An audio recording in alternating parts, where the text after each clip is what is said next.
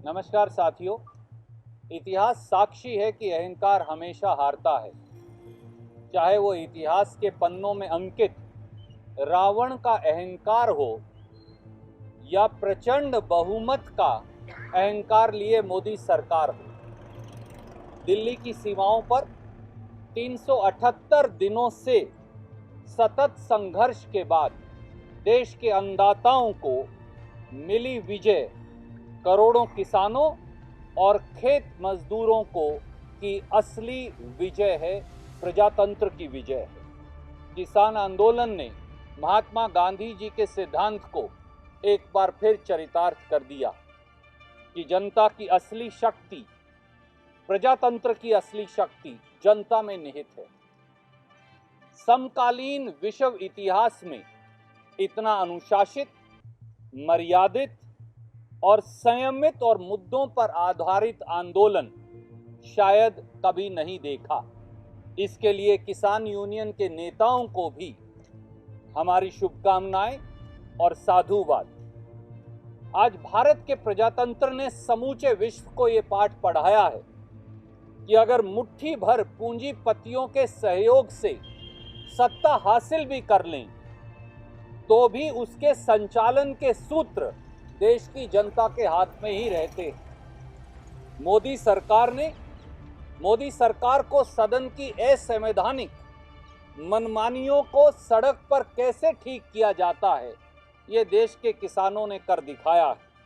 आज हम कह सकते हैं कि प्रजातंत्र के एक नए युग की शुरुआत हुई है और मोदी सरकार की हार में ही भारत के प्रजातंत्र की जीत है। पर लड़ाई अभी खत्म नहीं हुई।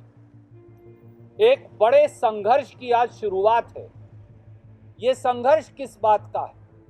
ये संघर्ष है किसानों को उपज का केवल न्यूनतम समर्थन मूल्य नहीं, लाभकारी मूल्य दिलवाने का। ये संघर्ष है किसानों को 2022 तक आय दुगनी करने के वादे को निभवाने का।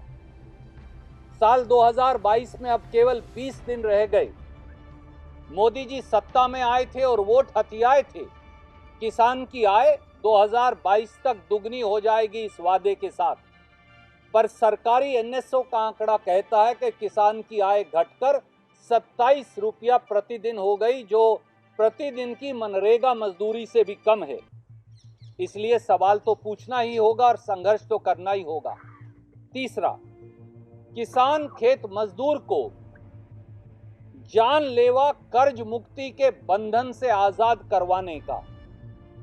आज जब भारत सरकार का एनएसओ कहता है कि देश के हर किसान पर 74,000 रुपया का औसत कर्ज है और भारत की मोदी सरकार कहती है कि किसान और मजदूर की कर्ज माफी के लिए उसके पास फूटी कोड़ी नहीं, परंतु चंद पूंजीपति मित्रों के कर्ज माफ करने के लिए 7 साल में 10 लाख करोड़ है, तो सवाल तो पूछना ही होगा और संघर्ष का आह्वान भी करना होगा। किसान को 6,000 रुपया प्रति हेक्टेयर का सालाना जुमला तो दिया, परंतु किसान की जेब से 25,000 रुपया प्रति हेक्टेयर सालाना निकाल लिए। किसान के ईंधन डीजल पर जो 3 रुपया 56 पैसे एक्साइज शुल्क कांग्रेस के शासन में लगता था, आज कम होने के बावजूद भी वो 21 रुपया 80 पैसे प्रति लीटर है। आज खाद पर 5% जीएसटी लगा दिया, कीटनाशक दवाई पर 18% जीएसटी लगा दिया, ट्रैक्टर और खेती के उपकरणों पर 12% जीएसटी लगा दिया। तो किसान से न्याय कैसे मिलेगा, कौन देगा और कैसे होगा? ये सवाल और ये संघर्ष के आह्वान करने का तो अभी भी समय बाकी है। और किसानों पर जुल्म ढाने वाले भारत के गृह राज्य मंत्री अजय मिश्रा टीनी जैसे भाजपाई हुक्मरानों को सजा दिलवाने का संघर्ष।